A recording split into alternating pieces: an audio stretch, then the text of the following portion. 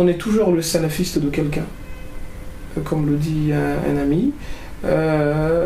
C'est que demain, aujourd'hui, vous pouvez me trouver éclairé, mais quelqu'un d'autre qui voudrait que je cesse d'être ce que je suis pour être ce que lui voudrait que je sois, il n'hésitera pas, ou il n'hésite déjà pas à me traiter de quelqu'un de pas éclairé.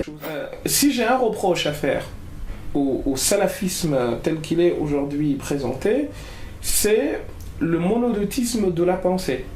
C'est-à-dire, pour faire simple, que souvent les avis qu'il présente sont les avis dont lui est convaincu qu'ils sont les vrais, et tout ce qui n'est pas ce qu'il pense est faux.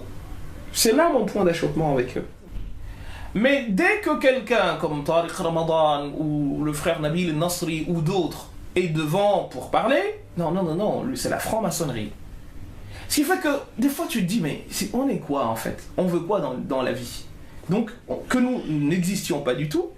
Et ensuite, on va continuer à lamenter les médias, l'État français, de ne pas laisser la parole à Fouad, à Abdallah ou à je ne sais qui, à ceux qui sont nés ici, qui connaissent les rouages de la vie parce qu'ils sont d'ici, qui connaissent la culture de ce pays parce qu'ils sont d'ici. Vous disiez tout à l'heure que le musulman est aujourd'hui intrinsèquement musulman et intrinsèquement occidental, ce qui ne fut pas le cas il y a 100 ans, ou en tout cas très rarement.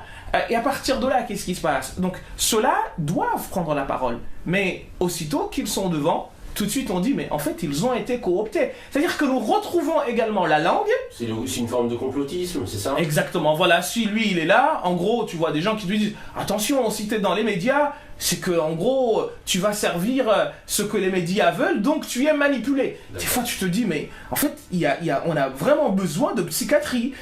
On veut quoi dans l'histoire, en fait? À un moment donné, il y a eu cette opposition entre ce qui relève de la religion, de ce qui relève de l'État. On a fait la séparation de l'Église et de l'État, comme vous le savez, en 1905. Pourquoi? Parce qu'avant, il y avait ce qu'on a appelé monarchie absolue de droit divin. En islam, il n'y a pas d'État religieux, mon frère. Il n'y a pas d'État religieux. Et pourquoi? Parce que justement, personne n'a le droit de dire ah ben moi, je parle au nom de Dieu. N'importe le conflit. Que personne n'importe le conflit israélo-palestinien en France. Et que, je vais aller plus loin, le conflit israélo-palestinien, de mon point de vue, doit être traité comme un conflit humain et humanitaire. Moi, personnellement, je ne suis pas pour un État islamique, ni un État juif. Un État humain. Dans lequel...